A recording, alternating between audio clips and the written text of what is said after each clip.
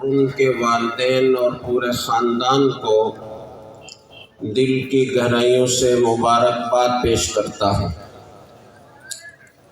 حقیقت یہ ہے کہ یہ منصب ایسا منصب ہے کہ اس سے اونچا کوئی منصب دنیا میں نہیں ہے۔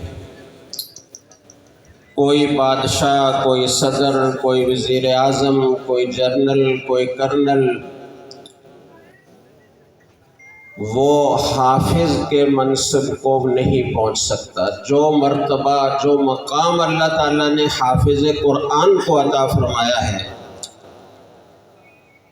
وہ دنیا میں اور کسی کا نہیں ہے۔ رسول اکرم صلی اللہ علیہ وسلم نے فیصلہ فرما دیا، خیرکم من تعلم القرآن وعلمہ، تم میں سب سے بہترین وہ ہے جو قرآن کریم سیکھتا ہے اور دوسروں کو سکھاتا ہے۔ تو دنیا میں سب سے بڑا منصب قرآن کریم کا پڑھنا اور پڑھانا ہے، اس سے اونچا اور کوئی منصب نہیں۔ اور کیوں نہ ہو کہ قرآن کریم اللہ تعالیٰ کی ذات سے نکلا ہوا کلام ہے۔ اللہ کے کلام سے زیادہ اونچی چیز اور کیا ہو سکتی ہے؟ اور اس میں مشغولیت سے زیادہ اونچی مشغولیت اور کون سی ہو سکتی ہے؟ تو ہمیں اللہ تعالیٰ کا شکر ادا کرنا چاہیے کہ ہمارے بچوں کو اتنی بڑی مقدار میں کتنے حافظ ہیں؟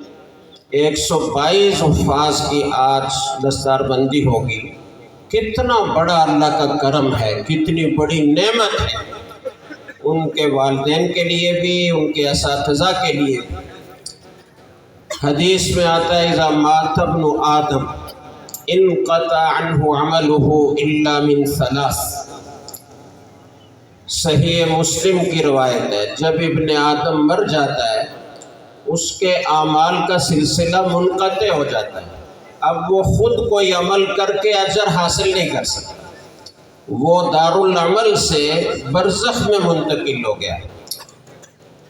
لیکن 3 چیزیں ایسی ہیں کہ ان کا اجر جاری رہتا ہے۔ من صدقۃ جاریہ، اگر کوئی صدقہ جاریہ کر کے گیا ہے تو اس کا اجر و ثواب باقی چلتا رہے گا جب تک اس کے اس صدقہ سے لوگ فائدہ اٹھاتے رہیں گے۔ کوئی مسجد بنا دی، مسجد کی تعمیر میں حصہ لے لیا، مدرسہ بنا دیا، مدرسے کی تعمیر میں حصہ لے لیا، کوئی کنواں بنوا دیا، کوئی اسپتال بنوا دیا، کوئی بھی ایسا کام کہ رہتی دنیا تک لوگ اس سے فیضیاب ہوتے رہیں گے، تو جب تک وہ فیضیاب ہوتے رہیں گے اس کے اجر کا سلسلہ جاری رہے گا۔ دوسری چیز فرمایا او علم ينتفع به، ایسا علم چھوڑ کر گیا کہ جس سے نفع اٹھایا جاتا رہے گا۔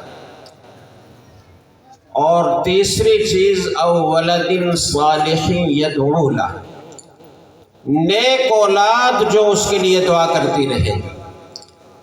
مدارس کی جو خدمت ہے اس میں یہ ساری چیزیں جمع ہو جاتی ہیں، صدقہ جاریہ بھی ہے، علم ينتفع بھی ہے، اور ولد صالح یدعو لہ بھی ہے۔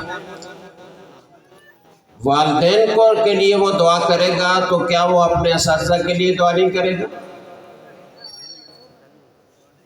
ہر اچھا طالب علم اپنے اساتذہ کو ہمیشہ دعاؤں میں یاد رکھے، اور یہ بچے بڑے ہوں گے، عالم بنیں گے، اور پھر پتہ نہیں دنیا میں کیسے کیسے دین کے کام اللہ تعالیٰ ان سے لیں گے۔ ان سب کا ثواب ان کے اساتذہ کو اور ان کے والدین کو پہنچتا رہے گا۔ منہ خشک ہو رہا ہے تو آپ حضرات بھی بہت دیر سے بیٹھے ہوئے ہیں اور ہم بھی منہ بند کر کے کافی گھنٹوں سے بیٹھے ہوئے ہیں تو منہ خشک ہو رہا ہے۔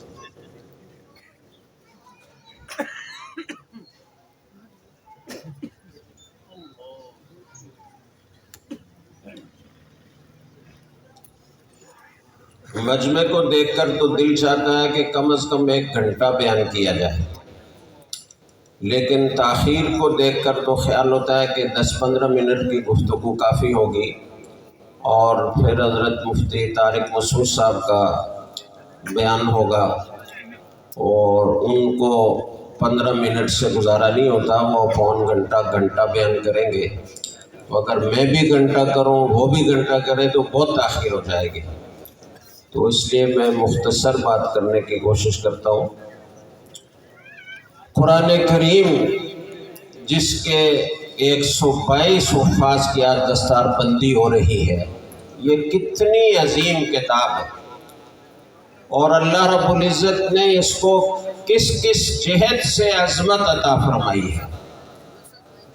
آپ اگر اس کی حفاظتی عظمتی کو دیکھیں تو وہ کتنی شاندار ہے، اور وہ 4 طریقے سے اللہ تعالیٰ نے 4 جہتوں سے اس کی حفاظت فرمائی ہے۔ قرآن کریم میں اللہ نے فرمایا اِنَّا نَحْنُ نَزَّلْنَا الذِّكْرَ وَإِنَّا لَهُ لَحَافِظُونَ، بے شک ہم نے ہی اس قرآن کریم کو نازل کیا ہے، اور بے شک ہم ہی اس کی حفاظت کرنے والے ہیں۔ انا بھی 2 دفعہ ہے، لام بھی 2 دفعہ ہے، جملہ اسمیہ بھی تاکید پر دلالت کرتا ہے، تو گویا 4-5 دفعہ تاکید ہو گئی۔ اتنا موقت کر کے اللہ رب العزت نے یہ مضمون بیان فرمایا ہے، اور اس حفاظت میں کئی جہتوں سے حفاظت شامل ہے۔ اس کے الفاظ کی حفاظت بھی اللہ تعالیٰ نے فرمائی، اس کے معنی کی بھی حفاظت اللہ تعالیٰ نے فرمائی، اس کے طرز ادا اور قراءات کے لہجوں کی بھی اللہ تعالیٰ نے حفاظت کا بندوبست کیا، اور قرآن کریم کی عملی شکل کو بھی اللہ نے محفوظ فرمایا۔ الفاظ کی حفاظت کتابت کی شکل میں بھی ہوئی، قرآن کریم لکھا گیا، مصحف ہمارے پاس موجود ہے، اور الحمدللہ آپ مراکش سے لے کر ماسکو اور کاشغر تک چلے جائیں، اور کابل سے لے کر انڈونیشیا کے آخری کونے تک چلے جائیں، تو آپ کو اس مصحف میں کوئی فرق نہیں ملے گا۔ جو قرآن کریم کا مصحف ہمارے پاس ہے وہی پوری دنیا میں ایک حرف کا کوئی فرق نہیں نکال سکتا۔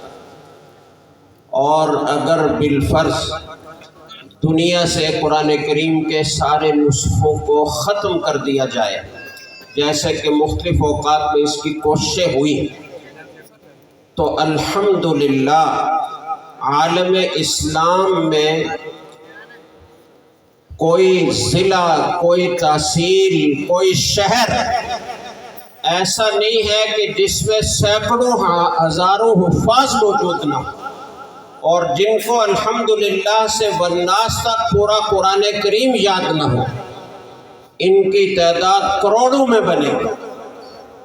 ان کے سینوں میں اللہ نے اس کو محفوظ فرمایا، اور یہ اللہ تعالیٰ نے قدرتی طور پر اس کی کشش لوگوں کے دلوں میں پیدا کی ہے، اس میں کشش رکھی ہے، ورنہ جو لوگ قرآن کریم کی عربی زبان کو نہیں سمجھتے، اس کے معنی اور مفہوم کو نہیں سمجھتے، اور اتنا بڑا قرآن کریم پورے کا پورا اپنے سینے میں محفوظ کر لیتے، یہ اگر اللہ تعالیٰ کی دین نہ ہو اور اللہ تعالیٰ کی پیدا کرتا کشش اور جذبہ نہ ہو تو کون کر سکتا ہے؟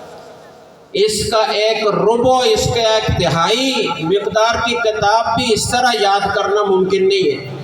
اتنی بڑی کتاب پوری کی پوری کیسے سینے میں محفوظ ہوتی ہے، اور کیسے رمضان میں چھوٹے چھوٹے بچے پورا قرآن سناتے ہیں، اور جب ان کا حفظ مکمل ہوتا ہے تو کئی مدارس میں طریقہ کار یہ ہے کہ بچہ پورا قرآن ایک دن میں استاذ کو سنائے گا، صبح شروع کرے گا، مغرب عشاء تک ختم کر دے گا، ایک ہی دن میں پورا قرآن زبانی سناتا ہے۔ یہ جذبہ، یہ کشش اللہ تعالیٰ نے دلوں میں پیدا کی ہے، تو اس کے الفاظ بھی محفوظ ہیں، اور اس کے طرز ادا اور اس کی قراتوں کے جو لہجے ہیں وہ بھی اللہ نے محفوظ فرمائے ہیں۔ جن جن طریقوں سے اللہ رب العزت نے قرآن کریم کو پڑھنے کی اجازت دی ہے، اور رسول اکرم صلی اللہ علیہ وسلم نے جن جن لہجوں سے پڑھ کر امت کو سکھایا ہے، اور صحابہ کرام رضی اللہ تعالیٰ عنہم نے سیکھا، انہوں نے پھر آگے تابعین کو سکھایا، تابعین نے تبع تابعین کو سکھایا۔ تو جس طرح قرآن کریم کے الفاظ وہ متواتر طریقے سے ہم تک پہنچے جس میں کوئی شک و شبہ نہیں، اسی طریقے سے وہ قراتوں کے وہ لہجے بھی تواتر کے ساتھ ہم تک پہنچے۔ تواتر کا مطلب یہ ہوتا ہے کہ کسی چیز کو ہر زمانے میں نقل کرنے والے، پڑھنے پڑھانے والے، بیان کرنے والے، اس پر عمل کرنے والے وہ اتنی بڑی تعداد میں ہوں کہ لوگ انہیں جھوٹا نہ کہہ سکیں۔ عادتاً ان کا جھوٹ پر جمع ہونا ناممکن، اسے تواتر کہا جاتا ہے۔ تو قرآن کریم کے الفاظ بھی تواتر سے ہم تک پہنچے، اس کی قراتوں کا جو لہجے ہیں وہ بھی ہمارے پاس تواتر سے پہنچے۔ ہر زمانے میں اتنے لوگ ان کے پڑھنے پڑھانے والے، بیان کرنے والے، نقل کرنے والے رہے ہیں کہ وہ جھوٹے نہیں ہو سکتے، جھوٹ پر سب جمع نہیں ہو سکتے۔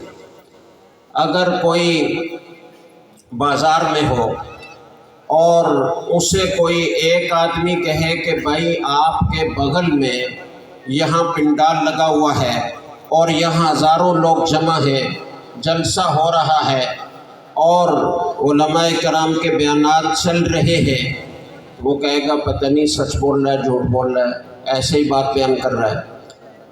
لیکن دوسرا آیا، اس نے بھی یہ بات کی، تیسرا آیا، اس نے بھی یہ بات کی، 30-40 آدمی ایک ہی بات کہہ رہے ہیں کہ آپ کے قریب پنڈال میں بیانات ہو رہے ہیں، ہزاروں لوگ بیٹھے ہوئے ہیں، بیانات سن رہے ہیں، تو وہ آدمی ان سب کو جھوٹا کہہ سکتا ہے؟ نہیں کہہ سکتا۔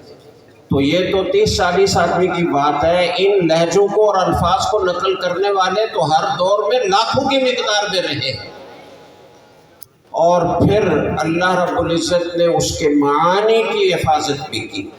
قرآن کریم کو اللہ رب العزت نے رسول اکرم صلی اللہ علیہ وسلم پر نازل کیا، اور انزلنا الیک الذکر لتبین للناس لعلہم یتفکرون، اس کی تبیین، اس کی تشریح اللہ رب العزت نے رسول اکرم صلی اللہ علیہ وسلم کے ذمے لگائی۔ آپ اس کو بیان کریں گے۔ ان علینا جمعہ وقرآنہ فاذا قرأناہ فاتبع قرآنہ ثم ان علینا بیانہ۔ رسول اکرم صلی اللہ علیہ وسلم ابتدا میں جب وحی نازل ہوتی تھی تو ساتھ ساتھ پڑھنے کی کوشش کرتے تھے تاکہ یاد ہو جائے۔ اللہ رب العزت نے فرمایا کہ آپ یہ زحمت نہ کریں، وہ آپ کی زبان سے اس کا پڑھوانا بھی ہمارے ذمے ہے اور اس کی تفسیر و تشریح بیان کرنا بھی ہمارے ذمے ہے، آپ پریشان نہ ہو۔ اور پھر جو تشریح آپ صلی اللہ علیہ وسلم نے بیان کی وہ بھی اصل میں وحی ہے۔ ایک وحی متلو ہے قرآن کریم جس کی تلاوت کی جاتی ہے، دوسری وحی حدیث رسول ہے صلی اللہ علیہ وسلم جو وحی غیر مطلوب کہلاتی ہے۔ اور آپ صلی اللہ علیہ وسلم قرآن کریم کی تشریح کے سلسلے میں اور اللہ کے احکام کو بیان کرنے اور ان کی تفصیلات کو ذکر کرنے کے سلسلے میں جو کچھ بھی بیان کرتے وہ اللہ کی طرف سے ہوتا ہے۔ وَمَا يَنطِقُ عَنِ الْهَوَىٰ إِنْ هُوَ إِلَّا وَحْيٌ يُوحَىٰ، اپنی خواہش سے بولتے ہی نہیں، وہ تو جو کچھ اللہ کی طرف سے وحی کیا جاتا ہے وہی بیان کرتے ہیں، تو وہ بھی وحی ہے۔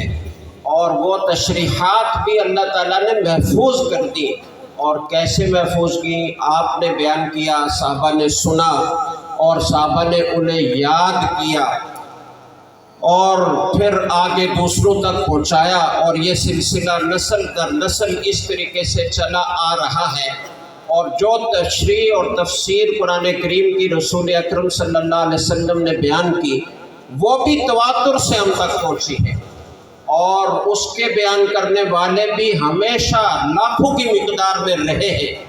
اور محدثین نے حدیث کی حفاظت کے لیے کیسے کیسے مجاہدے کیے، اور اللہ رب العزت نے عرب کو اور محدثین کو اس حدیث کی حفاظت کے لیے کیسے زبردست حافظے عطا فرمائے تھے۔ حضرت ابو ہریرہ رضی اللہ تعالیٰ عنہ مروان نے ایک دن کہا کہ آپ مجھے حدیثیں سنائیں۔ آ گئے اور حدیثیں سنانا شروع کی۔ مروان نے پردے کے پیچھے کاتب کو بٹھایا اور کہا کہ ایک ایک حدیث لکھتے جاؤ، کوئی لفظ چھوٹنے نہ پائے۔ لکھوا لی۔ 1 سال گزرنے کے بعد دوبارہ پھر کسی بہانے سے حضرت ابو ہریرہ رضی اللہ تعالیٰ عنہ کو اپنے دربار میں بلایا اور کہا کہ حضرت وہ جو پچھلے سال آپ نے حدیثیں سنائی تھی نا وہ سنا دی۔ حضرت ابو ہریرہ رضی اللہ تعالیٰ عنہ نے وہ حدیثیں اسی ترتیب کے ساتھ بلا کم و کاس سنا دی۔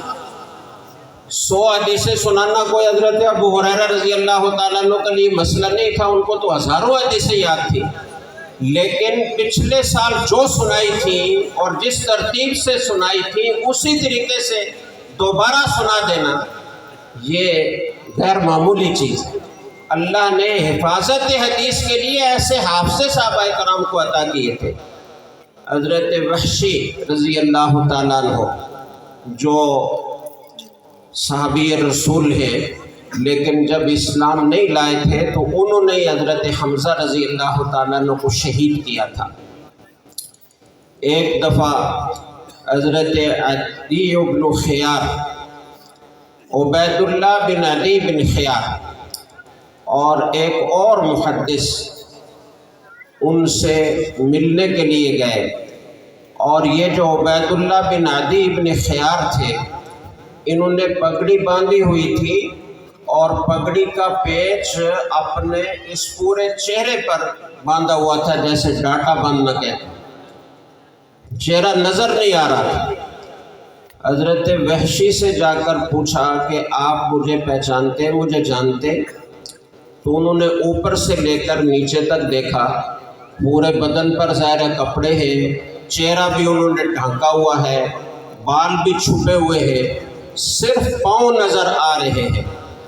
تو حضرت وحشی نے کہا کہ میں عدی بن خیار کے ہاں تھا مہمان کے طور پر، تو اسی دن ان کے ہاں ایک بچہ پیدا ہوا تھا اور وہ بچہ پورا کپڑوں میں لپٹا ہوا تھا، صرف اس کے پاؤں کھلے ہوئے تھے، اور عرب کا جیسے دستور ہے کہ بچے کو مرضیہ کے حوالے کرتے، تو اس بچے کو اٹھا کر سواری تک میں لے کر گیا تھا، اس کا پورا جسم چہرے سمیت کپڑے میں لپٹا ہوا تھا، چھپا ہوا تھا، صرف اس کے پاؤں کھلے ہوئے تھے، تمہارے پاؤں اس بچے کے پاؤں کے مشابہ۔ حافظ ابن حجر رحمۃ اللہ علیہ نے لکھا ہے کہ یہ حضرت وحشی کے پاس حضرت عبید اللہ بن عدی بن خیار تقریباً 50 سال کی عمر میں گئے۔ 50 سال پہلے جس معصوم بچے کو دیکھا تھا اور اس کے صرف پاؤں دیکھے تھے، ان میں 50 سال میں کتنا تغیر پیدا ہوا، اور باقی جسم کا کوئی ایسا کھلا ہوا دیکھا نہیں تھا۔ آپ اس حافظے کا اندازہ لگائیے کتنا زبردست قوی حافظہ ہوگا۔ حفاظت حدیث کے لیے اللہ رب العزت نے صحابہ کرام، تابعین، بعد کے محدثین کو ایسے حافظے عطا فرمائے۔ امام بخاری رحمہ اللہ تعالیٰ بغداد گئے، یا بصرہ کا واقعہ بغداد کا واقعہ غالباً، تو وہاں کے محدثین نے، نوعمر تھے، نوجوان تھے، چھوٹی عمر تھی، تو وہاں کے محدثین نے امتحان لینا چاہا کہ یہ اتنی حدیثیں بیان کرتے ہیں، ذرا دیکھیں تو صحیح ان کا حافظہ کیسا ہے۔ تو 10 احادیث 10 محدثین کو تقسیم کی گئی کہ تم نے انہیں امام بخاری کے سامنے پڑھنا ہے، لیکن ان میں کیا کیا گیا کہ سند میں تبدیلی کر دی گئی، متن میں تبدیلی کر دی گئی، کسی حدیث کا متن کسی سند کے ساتھ اور کوئی سند کسی متن کے ساتھ، اور خود متن میں بھی تغیر، سند میں بھی تغیر کر کے 10 حدیثیں 10 محدثین کے حوالے کی گئیں کہ تم حضرت امام بخاری کے سامنے پڑھنا اور پوچھنا کہ یہ حدیث آپ جانتے ہیں، پتہ چل جائے گا کہ ان کو حدیث کتنی آتی ہے۔ امام بخاری رحمۃ اللہ علیہ کے سامنے حدیثیں جب پڑھنا شروع کی گئیں، پہلی حدیث محدث نے پڑھی، فرمایا کہ لا ادری، دوسری پڑھی، فرمایا لا ادری، تیسری پڑھی فرمایا لا ادری، 10 کی 10 کے بارے میں کہا لا ادری، تو بہت سارے لوگ تو بہت تعجب کرنے لگے کہ اتنا بڑا محدث، اس کی اتنی شہرت، شرق و غرب میں ان کا نام، اور ان کو کچھ پتہ ہی نہیں ہے حدیثوں کا۔ جو حدیث پڑھتے وہ کہتے مجھے نہیں آتی، لیکن جو سمجھدار اور ذہین محدثین تھے وہ سمجھ رہے تھے کہ امام بخاری کیا کہہ رہے ہیں۔ 10 محدثین نے 10 حدیثیں پڑھی، کل 100 حدیثیں ہو گئی، اور ان 100 حدیثوں میں تبدیلی کر کے سند کسی کے ساتھ لگا کر، متن میں تغیر کر کے، سند میں تغیر کر کے پڑھا۔ جب وہ 10 حدیثیں پڑھ کر فارغ ہو چکے تو امام بخاری رحمۃ اللہ علیہ نے فرمایا کہ پہلے محدث نے پہلے نمبر پر حدیث اس طرح پڑھی تھی، اس طرح نہیں ہے، صحیح اس طرح۔ دوسرے نمبر پر اس طرح پڑھی تھی، اس طرح نہیں ہے، اس طرح۔ پوری کی پوری 100 حدیثیں جو غلط سند بنا کر سنائی گئی تھیں، وہ غلط بھی انہوں نے سنائی اور وہ صحیح بھی۔ صحیح سنانا تو ان کے لیے کوئی کمال کی بات نہیں تھی، ان کو تو لاکھوں حدیثیں یاد تھی، لیکن 10 حدیثیں 10 محدثین سے ایک دفعہ سن کر 100 کی 100 یاد کر لینا، یاد ہو جانا، اور پھر اسی ترتیب سے ان کو سنانا، کتنا بڑا کمال ہے۔ یہ اللہ تعالیٰ نے محدثین کے یہ حافظے ایسے عطا فرمائے تھے حفاظت حدیث کے لیے، اور ساری حدیث قرآن کریم کی تفسیر ہے، تو معنی کی بھی حفاظت۔ اصل میں تو قرآن کریم کے معنی اصل مقصود ہے نا، اگر معنی کی حفاظت نہ ہو تو الفاظ کا کوئی فائدہ نہیں ہے، اس کی حفاظت کا کوئی مطلب نہیں ہے۔ اس لیے اللہ تعالیٰ نے حدیث کی حفاظت کا بھی انتظام محدثین کے ذریعے کیا، اور لوگوں نے من گڑت حدیثیں گھڑ گھڑ کر احادیث صحیحہ میں داخل کرنا چاہی، لیکن اللہ تعالیٰ محدثین کی قبور کو منور فرمائے کہ انہوں نے ایک ایک حدیث کی ایسی چھان پھٹک کر کے دودھ کا دودھ، پانی کا پانی کر دیا، اور ہر کسی کی حدیث قبول نہیں کی، بلکہ اس کے لیے ایک معیار مقرر کیا، اس کے لیے شرائط مقرر کی، اور ان محدثین کی روایات لی جن کا حافظہ بھی بہترین، جن کی امانت اور دیانت بھی بہترین، جن کے اساتذہ بھی بہترین، ان کی پیدائش کہاں ہوئی، ان کا بچپن کہاں گزرا، انہوں نے کہاں تعلیم حاصل کی، ان کی عادات کیا ہے، ان کا خاندان کیا ہے، خاندانی پس منظر کیا ہے، پوری زندگی کتنے اسفار کیے، کن کن محدثین سے حدیث حاصل کی، حافظہ کیسا تھا، ان کو کبھی اشتباہ تو نہیں پیدا ہو جاتا تھا، کبھی اختلاط تو نہیں ہو جاتا تھا، کبھی کوئی بات بھول تو نہیں جاتے تھے۔ اس سارے حالات لاکھوں روات حدیث کے محدثین نے جمع کیے اور پھر چھان پھٹک کر ان کی روایات کو لیا۔ یہ حفاظت حدیث کا اللہ تعالیٰ نے انتظام فرمایا، معنی قرآن کی حفاظت کا انتظام فرمایا، اور اسی طریقے سے اللہ رب العزت نے قرآن کریم کی عملی شکل کا بھی حفاظت کا بھی انتظام فرمایا۔ وہ اس طریقے سے کہ قرآن کریم میں الصلاۃ، نماز کا ذکر ہے، حج کا ذکر ہے، صوم روزے کا ذکر ہے، باقی چیزوں کا ذکر ہے۔ ان کی تفسیر و تشریح حضور صلی اللہ علیہ وسلم نے بیان فرمائی، لیکن ان سب چیزوں پر عمل کر کے خود بتایا۔ وہ عمل بھی اسی طرح تواتر کے ساتھ محفوظ ہے اور ہمارے پاس چلا آ رہا ہے، اور ہر دور میں ان سب احکام پر عمل کرنے والے لاکھوں کروڑوں کی مقدار میں رہے، اور اسی طرح جس طرح رسول اللہ صلی اللہ علیہ وسلم نے عمل کیا تھا۔ صحابہ کرام جب کوئی حکم بیان کرتے تھے، مثال کے طور پر وضو بیان کر رہے کہ وضو کا مسنون طریقہ کیا ہے، تو فرماتے تھے کہ اسی طریقے سے ہم نے رسول اکرم صلی اللہ علیہ وسلم کو وضو کرتے ہوئے دیکھا ہے۔ اور بعض صحابہ نماز پڑھ کے، نماز کا وقت نہیں ہے، لوگوں کو جمع کیا اور کہا کہ آؤ میں تمہیں رسول اکرم صلی اللہ علیہ وسلم کی نماز دکھاؤ، وہ کیسے نماز پڑھتے تھے۔ آپ نے خود یہ فرمایا کہ صلو کما رأیتمونی اصلی، صحابہ کرام کو خطاب کر کے کہ جیسے میں نماز پڑھتا ہوں تم جیسے مجھے دیکھتے ہو نماز پڑھتے ہوئے اسی طرح نماز پڑھو۔ تو اسی طرح صحابہ کرام آگے والوں کو سکھاتے رہے، اور اس کی بالکل عملی جو شکل تھی وہ بھی اسی طرح محفوظ رہی، جیسے الفاظ محفوظ ہیں، جیسے معانی محفوظ ہیں، جیسے لب و لہجہ محفوظ ہے۔ جیسے کوئی انجینئر کوئی عمارت بناتا ہے نا تو اس کے ذہن میں اس کا ایک نقشہ ہوتا ہے، وہ اس کا وجود ذہنی ہے، اور پھر اس نقشے کو وہ کاغذ پر اتارتا ہے تو وہ اس کا تحریری وجود ہے، اور پھر مٹیریل منگواتا ہے، مستری لگاتا ہے، مزدور لگاتا ہے، بلڈنگ کھڑی کرتا ہے، یہ اس کا وجود خارجی۔ تو ہمارے اس دین کی جو عمارت ہے، اس کا جو علم اللہ تعالیٰ کے علم میں جو شکل تھی وہ اس کا وجود ذہنی ہے، وجود علمی بھی کہہ سکتے ہیں۔ اور پھر قرآن و سنت کی شکل میں اللہ تعالیٰ نے جو اسے تحریری وجود دیا وہ اس کا تحریری وجود ہے۔ اور یہ جو مسلسل تواتر کے ساتھ ہر دور میں ان احکام پر عمل ہوتا چلا آ رہا ہے، یہ اس کی عملی شکل ہے اور یہ اس کا خارجی وجود ہے۔ اگر ایک دوسرے سے یہ تینوں قسم کے وجود موافقت نہ کرتے ہوں، ایک دوسرے سے مطابق نہ ہوں، تو کہا جائے گا کہ کہیں غلطی ہوئی، کہیں نہ کہیں غلطی ہوئی۔ لیکن یہ سارے وجود جب متفق ہو تو پھر غلطی کا کوئی امکان نہیں ہے۔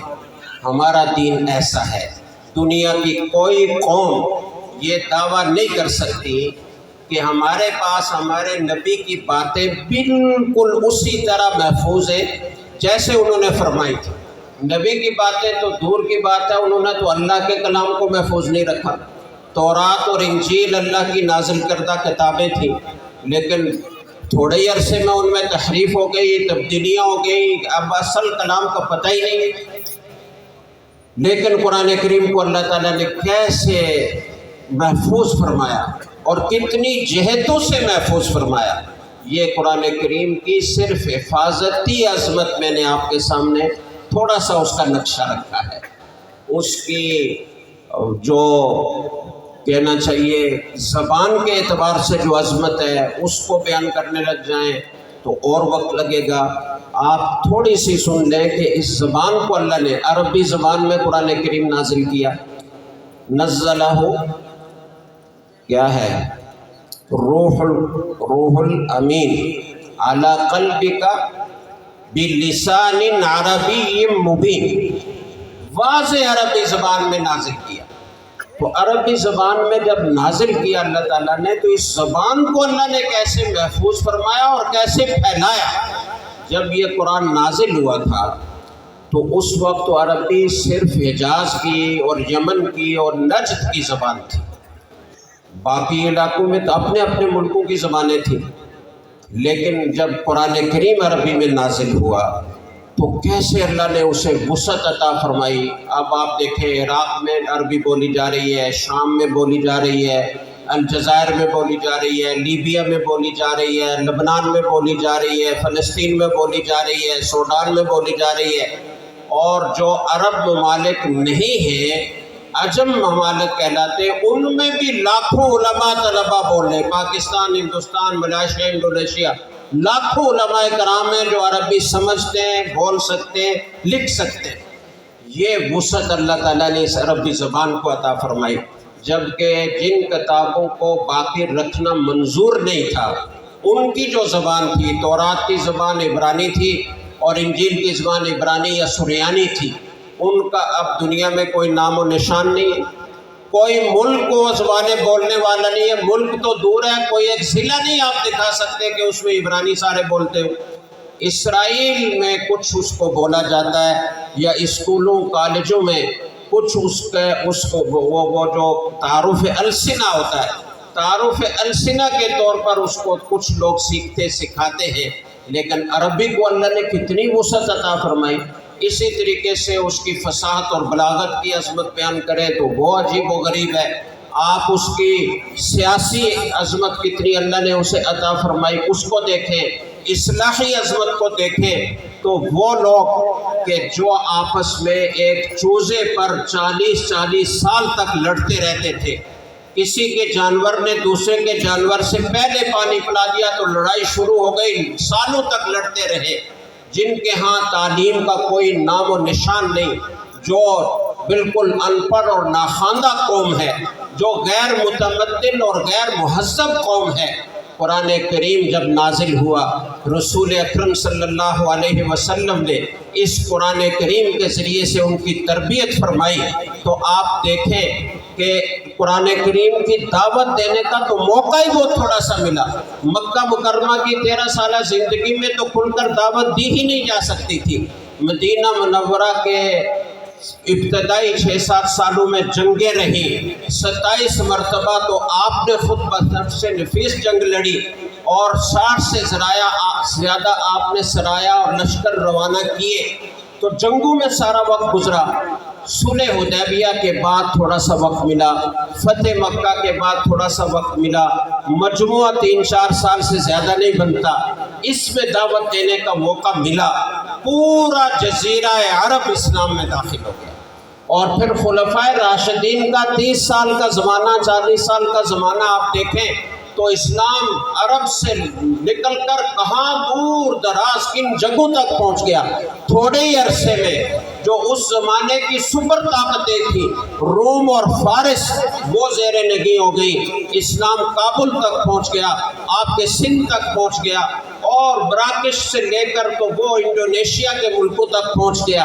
اتنے تھوڑے عرصے میں اتنا بڑا انقلاب تاریخ انسانی اس کا عشر عشیر پیش کرنے سے قاصر ہے۔ یہ قرآن کریم کا اعجاز ہے، یہ قرآن کریم کی عظمت ہے، یہ قرآن کریم کی تربیت ہے، جس سے وہ جماعت تیار ہوئی کہ جو پہلے جاہل اور اجڑ تھی، جو ان پڑھ تھی، جو لڑنے والی تھی، جو زنا اور بدکاری میں مبتلا تھی، جو شراب خور تھی، لیکن اب قرآن کریم کی تربیت سے وہ دنیا کی مقدس ترین جماعت بن گئی۔ ان جیسی مقدس ہستیاں نہ اس سے پہلے کبھی دنیا میں پیدا ہوئی، انبیاء علیہ السلام کو چھوڑ کر، اور نہ قیامت تک ان جیسی مقدس ہستیاں کبھی پیدا ہو سکتی۔ یہ کس نے تیار کی؟ کس نے ان کی تربیت کی؟ یہ قرآن کریم کا تربیتی پہلو ہے۔ تو خیر، بہت ساری جہتیں ہیں قرآن کریم کی عظمت کی، میں ان سب پر گفتگو کروں گا تو بہت لمبی ہو جائے گی۔ میں 1-2-3 باتیں جو بچے حافظ ہوئے ہیں ان سے اور ان کے والدین اور اساتذہ سے کر کے بات ختم کرتا ہوں۔ یہ آپ کا بہت قیمتی سرمایہ ہے، ان کے اساتذہ نے ان پر دن رات محنت کی ہے، ان بچوں نے بھی بہت محنت کر کے یہ دولت حاصل کی ہے۔ اب اس دولت کی حفاظت کرنا، بچے کی نگرانی رکھنا، بچے کو وہ ماحول فراہم کرنا کہ قرآن اسے یاد رہے اور قرآن کریم کے مطابق اس کی عملی زندگی بھی ہو، اسے آگے اگر عالم دین بنا لے تو سبحان اللہ، اس سے بہتر بات اور کوئی نہیں ہے کہ صرف الفاظ تو مقصود نہیں ہے، اصل تو معانی ہے، تو اس کو معانی بھی آئیں، وہ عالم فاضل بنے، اور آپ کے لیے صدقہ جاریہ ایک حافظ کے مقابلے میں زیادہ اچھے انداز سے بنے۔ آپ کوشش یہ فرمائیں، اس کا موقع نہ ملے تو جو یاد کیا ہے کم از کم اسے یاد رکھوانا اور اس کا اہتمام کرنا، یہ والدین کی ذمہ داری ہے۔ اساتذہ نے اپنی ذمہ داری ادا کر دی، اور اساتذہ کرام نے محنت کر کے یہ دولت ان کے سینے میں جمع کرنے کا وہ ذریعہ بنے، سبب بنے۔ اب والدین کی ذمہ داری ہے کہ وہ بچوں کی نگرانی رکھیں اور ان کو ایسا ماحول فراہم کریں کہ ان کا قرآن یاد رہے، ان کو روزانہ پڑھنے کے لیے بٹھائیں، اور روزانہ ان کی نگرانی رکھیں کہ وہ پڑھ رہے نہیں پڑھ رہے، اور پھر ان کی صحبت کیسی ہے، وہ کس طرح کے لڑکوں سے مل جل رہے ہیں، وہ اسکول پڑھ رہے ہیں تو وہاں کا ماحول ہے، اسکول کا نصاب کیا ہے، کیا کچھ بچوں کو پڑھایا جا رہا ہے۔ والدین کو ان سب چیزوں پر نظر رکھنی چاہیے تاکہ ان بچوں کو یہ جو دولت حاصل ہوئی ہے ضائع نہ ہو۔ القرآن حجت لک او علیک، یہ قرآن کریم یا تو آپ کے حق میں حجت بنے گا اور آپ کو جنت میں لے کر جائے گا، یا آپ کے خلاف حجت بنے گا اور آپ کو جہنم میں لے جانے کا ذریعہ بنے گا۔ قرآن کریم میں رسول اکرم صلی اللہ علیہ وسلم کا شکوہ اور شکایت بھی منقول ہے کہ اللہ کے رسول یہ شکایت کریں کہ اللہ سے کہ میری قوم نے میرے قرآن کو چھوڑ دیا تھا۔ تو آپ اپنے بچوں کو اس قرآن کریم سے ایسا ان کو باندھ دیں کہ یہ کبھی عید کے دن بھی ناغہ نہ کریں۔ ہمارے اساتذہ یہ تاکید کرتے تھے کہ قرآن کو اگر یاد رکھنا چاہتے ہو تو عید کے دن بھی ناغہ نہ کرو، تو والدین اس کی نگرانی رکھے۔ اساتذہ کرام بھی اپنے ان ہونہار بچوں کو اپنی دعاؤں میں یاد رکھیں، ان کے لیے اللہ سے مانگیں کہ اللہ تعالیٰ انہیں علم دین کی دولت سے بھی نوازے اور یہ قرآن کریم بھی ان کا محفوظ رہے۔ اور جو بچے حافظ بن رہے ہیں ان سے بھی میں یہ درخواست کروں گا کہ وہ یہ عزم کریں کہ ہم قرآن کریم کی تلاوت کا ناغہ نہیں کریں گے۔ وعدہ کرتے ہیں بچے؟ ہمارے استاذ محترم حضرت مولانا سلیم اللہ خان صاحب رحمہ اللہ تعالی، ہمارے مشفق اور مربی، استاذ الاساتذہ، رئیس المحدثین، ان کا معمول تھا روزانہ 5 پارے تلاوت کرنے کا، اور یہ معمول آخر عمر تک رہا۔ جس دن وہ اسپتال گئے اس دن بھی 5 پارے انہوں نے پڑھے، اور فرماتے تھے کہ یہ کوئی مشکل پڑھائی ہے، دن میں 5 نمازیں تو 5 پارے۔ آپ مسجد نماز کے لیے تھوڑے جلدی چلے جائیں، آدھا پارہ نماز سے پہلے پڑھ لیں، آدھا پارہ نماز کے بعد پڑھ لیں۔ کبھی پہلے پہنچنے میں تاخیر ہو جائے تو نماز کے بعد اس وقت تک نہ اٹھے جب تک پارہ پورا نہ ہو۔ آپ کے کاموں میں بھی کوئی حرج نہیں ہوگا اور 5 پارے بھی بہت سہولت سے پورے ہو جائیں گے۔ ایک وقت میں بیٹھ کر 5 پارے پڑھنا تو تھوڑا مشکل ہے، لیکن ان کو 5 اوقات میں تقسیم کر کے، بلکہ 10 اوقات میں، آدھا پارہ نماز سے پہلے، آدھا نماز کے بعد، تو بہت آسان ہے۔ تو 5 پارے پڑھنے کی ترغیب دیا کرتے تھے اور اپنا معمول آخر عمر تک یہ رہا۔ تو جو بچے حافظ ہیں وہ اس کی نیت کر لیں کہ ہم 5 پارے کم از کم روزانہ پڑھیں گے، کوئی مشکل نہیں ہے۔ آپ عزم کریں گے تو اللہ تعالیٰ مدد فرمائیں گے۔ اللہ تعالیٰ سب کو اس پر عمل کرنے کی توفیق عطا فرمائے اور قرآن کریم کی عظمت ہمارے دلوں میں بٹھائے اور اس عظمت کا اثر ہماری عملی زندگی پر نظر آنا چاہیے۔ اللہ تعالیٰ ہمیں اس کی توفیق عطا فرمائے۔ میں قاری عبد الماجد صاحب اور ان کے رفقا کا شکریہ ادا کرتا ہوں کہ انہوں نے اس بابرکت محفل میں مجھے شریک ہونے کی سعادت عطا فرمائی، اور میں دعا کرتا ہوں کہ یہ بچے جو آج حافظ قرآن بن کر دستار فضیلت اپنے سروں پر سجائیں گے، یہ اپنے والدین کے لیے، اپنے اساتذہ کے لیے صدقہ جاریہ بنے۔ آپ یقین کریں کہ اس سے بڑی کوئی اور دولت نہیں ہے۔ اور عوام سے میں ایک بات کہہ کر بس رخصت چاہتا ہوں، جو عوام یہاں بیٹھے ہوئے ہیں وہ اس کا عزم کریں کہ ہمیں علماء سے اور مدارس سے اپنا رابطہ مضبوط کرنا ہے۔ کریں گے انشاءاللہ؟ دیکھیں یہ علماء آپ کے محسن ہیں، اگر یہ علماء، یہ قراء، یہ پڑھنے پڑھانے والے نہ ہوں تو آپ کی آئندہ آنے والے نسلوں کی ایمان کی حفاظت کی کوئی گارنٹی نہیں دی جا سکتی۔ یہی مدارس ہیں، یہی علماء ہیں جو اپنی زندگیاں اس کے لیے وقف کیے ہوئے ہیں، اور ان کی برکت سے آپ کا اور آپ کی آنے والی نسلوں کا ایمان محفوظ ہے۔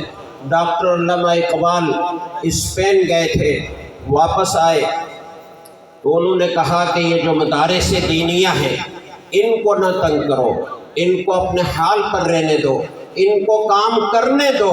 یہ قرآن و حدیث کی جو تعلیم دے رہے ہیں اسے تم حقیر نہ سمجھو، اسے بیکار نہ سمجھو۔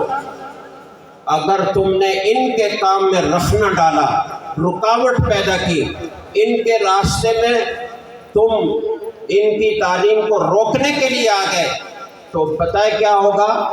وہ ہوگا جو میں اسپین میں دیکھ کر آیا ہوں، جہاں 850 سال مسلمانوں نے حکومت کی تھی، اور ایسی حکومت کہ دنیا میں اس وقت اس جیسی منظم اور ترقی یافتہ علوم دینیہ اور علوم عصریہ دونوں قسم کے علوم میں وہ لیڈ کر رہے تھے پوری دنیا کو، پوری دنیا کی قیادت کر رہے تھے۔ یورپ جب تاریکیوں میں ڈوبا ہوا تھا تو اسپین میں علم کے مینار روشن تھے۔ اس اسپین میں آج ڈھونڈنے سے بھی کوئی مسلمان نہیں ملتا۔ تو اگر تم ان علماء کے راستے میں رکاوٹ بنے تو پھر تمہاری آئندہ آنے والی نسلوں میں ایمان والے نہیں باقی رہیں گے۔ حکیم الامہ تھانوی رحمہ اللہ تعالیٰ نے بھی اسی طرح سے ملتی جلتی بات فرمائی تھی. فرمایا کہ علماء کو اگر تم حقیر سمجھتے ہو کہ یہ مسجد کے ملا نے یہ روکھی سوکھی کھانے والے، کیوں روکھی سوکھی کھلاتے ہو ان کو؟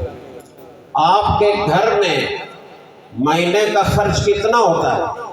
آپ کے صرف چائے کو کا جو دودھ آتا ہے وہ کتنا ہوتا ہے؟ اور قاری صاحبان کی تنخواہیں آپ نے کتنی رکھی ہوئی ہیں؟ 6,000، 8,000، 10,000، بہت زیادہ 12,000.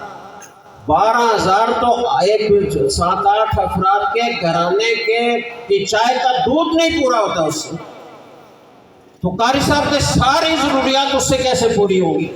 یہ ہمارا قصور ہے، معاشرے کی ذمہ داری ہے کہ وہ علماء اور طلباء ان مدارس کی ضروریات کو پورا کریں. یہ آپ ان پر احسان نہیں کر رہے، وہ آپ پر احسان کر رہے، آپ کے اور آپ کی آنے والی نسلوں کے ایمان کی حفاظت کا انتظام کر رہے ہیں. حضرت حکیم الامہ حضرت مولانا اشرف علی تھانوی رحمہ اللہ تعالیٰ فرماتے تھے کہ ہم تو کوئی دکان کھول لیں گے، کوئی کھوکھا کھول لیں گے، دال چاول بیچ لیں گے، ہماری معاش کا کام چل جائے گا، لیکن اگر ہم نے وہ کام شروع کر دیا تو یاد رکھو کہ آنے والی نسلوں میں ایمان والے نہیں ہوں گے، کلمہ پڑھنے والے نہیں باقی رہیں گے. تو اگر آپ چاہتے ہیں کہ ہماری آنے والی نسلوں کا ایمان محفوظ ہو تو ان مدارس اور ان علماء کے ساتھ بھرپور تعاون کیجیے، خیر خبر رکھیے، علماء سے مدرسین سے پوچھا کیجیے کہ حضرت کوئی ضرورت، گھر میں کوئی مسئلہ تو نہیں ہے، گھر میں کوئی بیماری آ جاتی ہے اس پر لاکھوں روپے خرچ ہوتے ہیں، 10-12 ہزار تنخواہ والا کہاں سے وہ کرے گا؟ تو یہ معاشرے کی ذمہ داری ہوتی ہے اور یہ آپ کی کمائی میں برکت کا ذریعہ ہوگا. آپ کسی پر احسان نہیں کر رہے، یہ آپ کی ذمہ داری ہے. جن کو اللہ تعالیٰ نے یہ صلاحیت عطا فرمائی ہے وہ بیٹھے ہوئے دن رات اپنی زندگی وقف کیے ہوئے بچوں کو پڑھا رہے ہیں. جو چیز آپ کے پاس ہے اس کو خرچ کرنا آپ کے ذمہ ہے، ان کی ضروریات پوری کرنا، ان کو وسائل مہیا کرنا، تعلیمی نظام کو بہتر سے بہتر کرنا، یہ معاشرے کے لوگوں کی ذمہ داری ہے کہ وہ اتنے وسائل فراہم کریں کہ وہ نظام بہتر ہو سکے. اور اس نظام میں اس وقت کی سب سے بڑی ضرورت یہ ہے کہ حفظ کے دوران ہی سے عصری تعلیم کا سلسلہ ساتھ ساتھ رہے. جیسے جامعۃ الرشید میں کامیاب تجربے سے اس کا مفید ہونا ثابت ہوا ہے. مدت اتنی ہی حفظ میں لگتی ہے لیکن بچہ پرائمری تک بلکہ 6 7ویں تک سکول کی کتابیں بھی اہم کتابیں پڑھ لیتا ہے اور اس طریقے سے اس کی عمر ضائع نہیں ہوتی. جہاں عصری تعلیم ساتھ نہیں ہوتی وہاں بھی بچہ کوئی 3 سال میں، کوئی 4 سال میں، کوئی 5 سال میں حفظ کرتا ہے. ہم نے 5 سال کا ایک دورانیہ رکھا ہوا ہے، اس میں بچہ پختہ حافظ بھی بنے گا.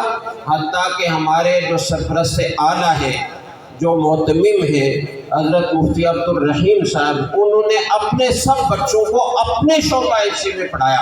بہترین قرآن یاد ہے اور اب الحمدللہ 2 علماء بن گئے مدرس ہیں اور 2 ابھی کتابیں پڑھ رہے ہیں اور ہر سال رمضان میں بہترین قرآن سناتے ہیں. تو یہ کہنا کہ عصری تعلیم کو ساتھ شامل کر دیا جائے تو حفظ پختہ نہیں ہوتا، یہ غلط مفروضہ ہے، اس کی کوئی حقیقت نہیں ہے. بچہ صبح سے لے کر شام تک ایک ہی چیز میں لگا رہتا ہے، اس کو کرنا اتنا ہی ہوتا ہے جتنا کرنا ہوتا ہے.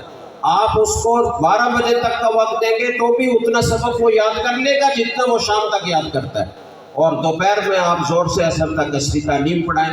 اسی طریقے سے اگلے درجات میں عصری تعلیم کو ساتھ شامل کیا جائے تو یہ وہ نظام تعلیم ہے جو صدیوں تک عالم اسلام کا نظام تعلیم رہا ہے. اور یہ وہ نظام تعلیم ہے کہ جس کے لیے ہمارے اکابر نے مشورے کیے، بعض اقدامات کیے. حضرت مدنی رحمۃ اللہ علیہ نے 16 سالہ نصاب مرتب کیا جب وہ سلٹ میں تھے اور یہ 1922 سے 28 کے درمیان کا وقت ہے. کتنی پہلے کی بات ہے. 16 سال کا نصاب ہے، چھپا ہوا ملتا ہے، ہر کوئی دیکھ سکتا ہے. اس میں دینی علوم بھی ہے، عصری علوم بھی ہے. حضرت مولانا شمس الحق افغانی رحمۃ اللہ علیہ، ان کو کلات کے نواب نے دارالعلوم دیوبند سے مانگ کر لیا. دارالعلوم دیوبند سے مفتی مولانا قاری محمد طیب صاحب رحمہ اللہ تعالیٰ، مولانا شمس الحق افغانی رحمۃ اللہ علیہ، مولانا حامد انصاری رحمۃ اللہ علیہ، یہ تینوں اللہ آئے، دورہ کیا، نواب صاحب نے کہا کہ میں ایک جامع تعلیمی نظام بنانا چاہتا ہوں، مجھے افراد چاہیے۔ تو ان تین حضرات نے دورہ کیا، اور بھی علماء ہوں گے، نمایاں یہ تین تھے۔ پھر دارالعلوم دیوبند نے فیصلہ کیا کہ حضرت مولانا شمس الحق افغانی جو دارالعلوم دیوبند کے شیخ التفسیر تھے، وہاں سے چھوڑ کر قلات آئے۔ مولانا حامد انصاری وہاں سے تدریس چھوڑ کر یہاں قلات آئے۔ کس مقصد کے لیے؟ علماء ہند کا شاندار ماضی میں لکھا ہوا ہے کہ ان حضرات نے ایک جامع تعلیمی نظام مرتب کر لیا تھا، پھر برطانیہ آ گیا، قبضہ اس نے کر لیا قلات پر، اور پھر ساتھ ہی پاکستان بننے کی تحریک شروع ہو گئی تو وہ کام آگے بڑھ نہیں سکا۔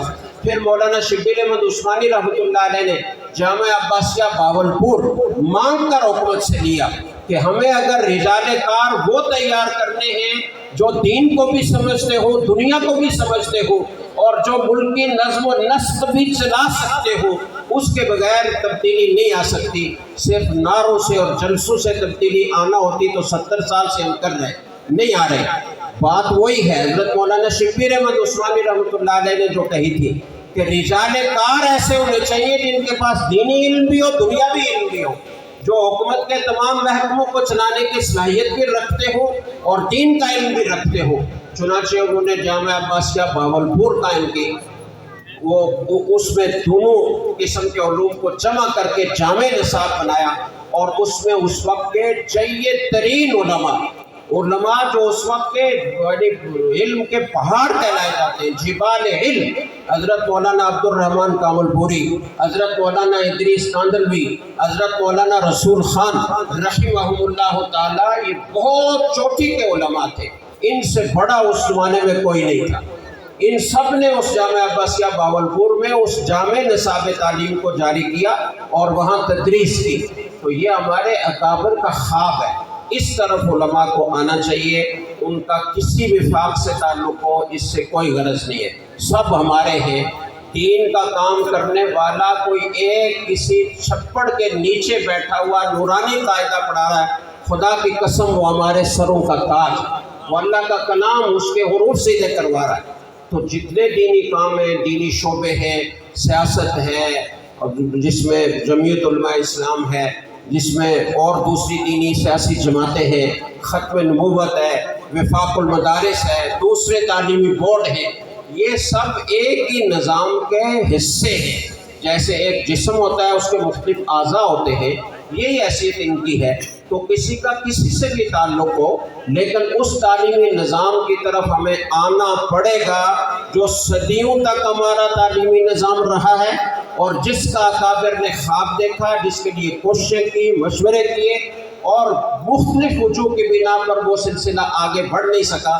لیکن یہ نہیں کہ وہ قیامت تک کے لیے پھر انہوں نے رجوع تو نہیں کیا، وہ آگے بڑھا نہیں سکے اس کو، لیکن کسی جگہ بھی ان حضرات میں سے کسی کا اس تجربے سے رجوع منقول نہیں ہے کہ ہم نے تجربہ کیا تھا، ہم اس میں کامیاب نہیں ہوئے، پتہ چلا کہ یہ سلسلہ نہیں چل سکتا، لہذا آئندہ نہ کیا جائے۔ ایسی کوئی بات کسی سے منقول نہیں ہے۔ اس کے مختلف اسباب ہیں جس کی وجہ سے وہ سلسلہ آگے بڑھ نہیں سکا، افراتفری کے حالات تھے، مشکل حالات تھے، وسائل نہیں تھے، اور کئی قسم کی رکاوٹیں پیدا ہو گئی۔ اب وہ حالات نہیں رہے۔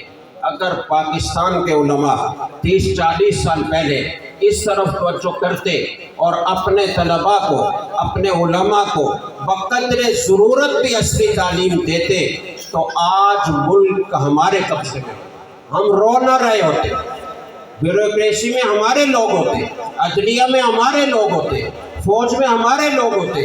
ترکی جہاں اذان پر پابندی تھی، جہاں قرآن کریم پر پابندی تھی، جہاں عربی رسم الخط پر پابندی تھی، کوئی نام نہیں لے سکتا تھا، انہوں نے وہاں صفر سے سفر شروع کیا، مسجد کے ساتھ مکتب بنایا، چھوٹے بچوں کو تعلیم دینا شروع کی۔ یہی بچے جب کالج میں گئے وہاں ان کے لیے ہاسٹل بنایا، یونیورسٹی میں گئے ان کے لیے ہاسٹل بنایا، اور ان کی دینی تربیت کی، خاموشی سے کام کیا۔ اور جب ان کے تربیت یافتہ ہر محکمے میں معتدی پہنچ گئے، اور حتیٰ کہ فوج میں 6-7 جرنیل پہنچ گئے، تو پھر انہوں نے تبدیلی کی آواز لگائی۔ ہم نعرے تو بہت لگاتے ہیں لیکن جو کرنے کا کام ہے وہ نہیں کرتے۔ جو رجال کار ہیں ان کی تیاری کا کوئی منصوبہ ہمارے پاس نہیں ہے، بیوروکریسی میں ہم نہیں ہیں۔ 32 سیکرٹری جو ملک کو چلاتے ہیں، ان 32 سیکرٹری میں ہمارا تیار کر کے بھیجا ہوا ایک بھی نہیں، اور جو لوگ وہاں موجود ہیں ان سے بھی ہمارا کوئی ایسا رابطہ نہیں ہے کہ ہم انہیں مشن دے سکیں، ہم ان کی ذہن سازی کر سکیں، ہم ان کو کسی دینی کاز کے لیے استعمال کر سکیں۔ ہم بس جلسے کرتے ہیں، آپس میں رونا روتے ہیں، یا ان کو برا بھلا کہتے ہیں، تو ان کو برا بھلا کہنے سے تبدیلی نہیں آئے گی۔ رجال کار تیار کر کے وہاں بھیجنا ہوں گے، وہاں موجود لوگوں سے اچھے رابطے پیدا کرنا ہوں گے، اپنے دل میں درد پیدا کرنا ہوگا، خیر خواہی پیدا کرنا ہوگی۔ ہر محکمے میں، ہر سیاسی جماعت میں دین پسند لوگ موجود ہیں جو آپ کے مشن میں آپ کے دست و بازو بن سکتے ہیں۔ آپ آگے تو بڑھیں۔ جن لوگوں کو ہم دین کا دشمن سمجھتے ہیں، آپ یقین کریں جب آپ کے رابطے بڑھیں گے تو آپ کو تعجب ہوگا کہ ان کے خیالات تو ہم سے بھی زیادہ بہترین ہیں دین کے سلسلے میں، وہ آپ کے دست و بازو بن سکتے ہیں۔ آپ آگے بڑھیں گے تو انشاءاللہ اس ملک میں بہت بڑی تبدیلی آ سکتی ہے۔ عزم کرتے ہیں انشاءاللہ۔ وآخر دعوانا الحمدللہ رب العالمین۔